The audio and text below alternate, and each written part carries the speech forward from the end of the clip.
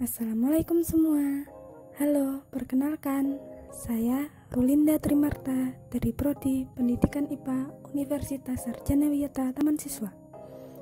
Kali ini saya akan membahas mengenai lipida secara singkat. Kalian tahu nggak sih apa itu lipida? Banyak orang yang beranggapan bahwa lipida sama dengan lemak. Namun, ternyata anggapan itu salah loh, karena lipida memiliki cakupan yang lebih luas daripada lemak. Jadi, apa itu lipida?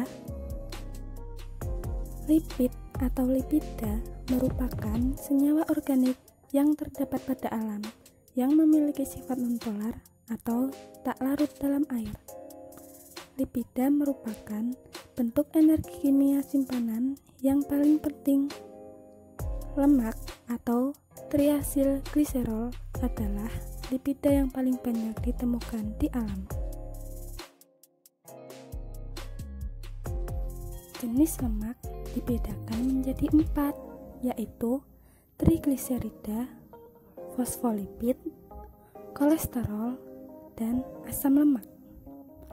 Asam lemak itu sendiri dibagi menjadi 3, yaitu asam lemak jenuh, asam lemak tak jenuh, dan asam lemak tak jenuh ganda. Yang pertama, trigliserida.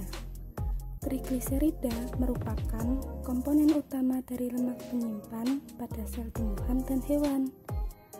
Trigliserida terbentuk dari 3 asam lemak dan gliserol.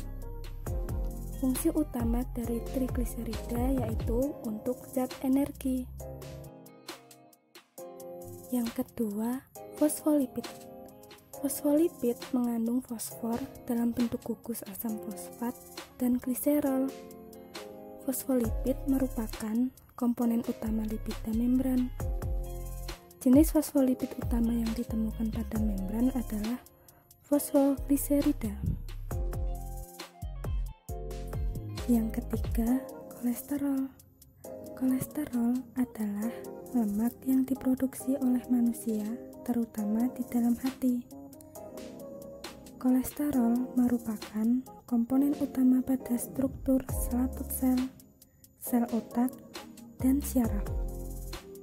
Dari segi kimia, kolesterol merupakan senyawa lemak kompleks yang dihasilkan oleh tubuh dengan bermacam-macam fungsi, antara lain membuat hormon seks, vitamin D, dan untuk membuat garam empedu yang membantu usus untuk menyerap lemak. Dan yang keempat yaitu asam lemak. Asam lemak adalah komponen pembangun lipida. Asam lemak tidak terdapat bebas di dalam sel atau jaringan, namun terikat secara kovalen pada berbagai kelas lipida yang berbeda. Asam lemak itu sendiri dapat dibedakan menjadi 3. Yang pertama, asam lemak jenuh. Asam lemak jenuh tidak memiliki ikatan rangkap karbon-karbon. Asam lemak jenuh merupakan asam lemak yang mempunyai ikatan tunggal atom C pada masing-masing atom H.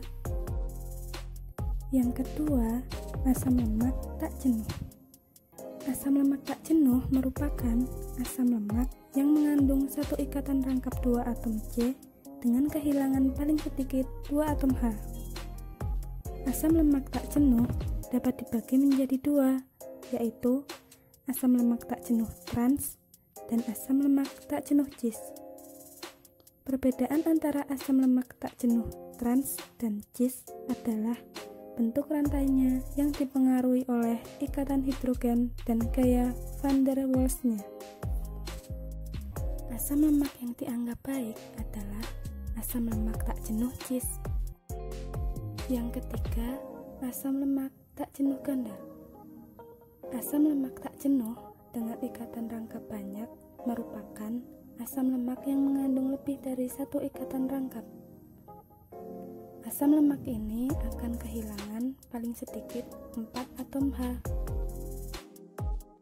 Selanjutnya yaitu fungsi lemak. Apa saja sih fungsi dari lemak itu? Fungsi lemak antara lain yang pertama, sebagai sumber energi. Lemak memberikan energi sekitar 2 kali lebih besar dibandingkan protein dan karbohidrat. Yang kedua, sebagai pelindung organ tubuh. Beberapa organ penting yang bersifat lembut seperti ginjal dilindungi oleh lapisan lemak. Yang ketiga, sumber vitamin makanan. Vitamin A, D, E, dan K hanya dapat larut pada lemak. Dan yang keempat, untuk produksi hormon. Kolesterol merupakan jenis lemak yang diperlukan untuk memproduksi hormon steroid yang penting bagi tubuh. Jika dilihat dari sumbernya, lemak dapat dibedakan menjadi 2, yaitu lemak nabati dan lemak hewani. Kita dapat memperoleh lemak nabati dari berbagai makanan yang berasal dari tumbuhan, yaitu kedelai, jagung, kacang-kacangan, kelapa sawit, mentega, dan lain sebagainya. Sedangkan pada lemak hewani dapat kita peroleh dari hewan antara lain susu, keju, daging ayam, daging sapi, telur, dan masih banyak lagi. Seperti itulah penjelasan singkat dari saya mengenai lipida. Tetap selalu jaga kesehatan ya, dengan makan makanan yang bergizi dan seimbang. Terima kasih.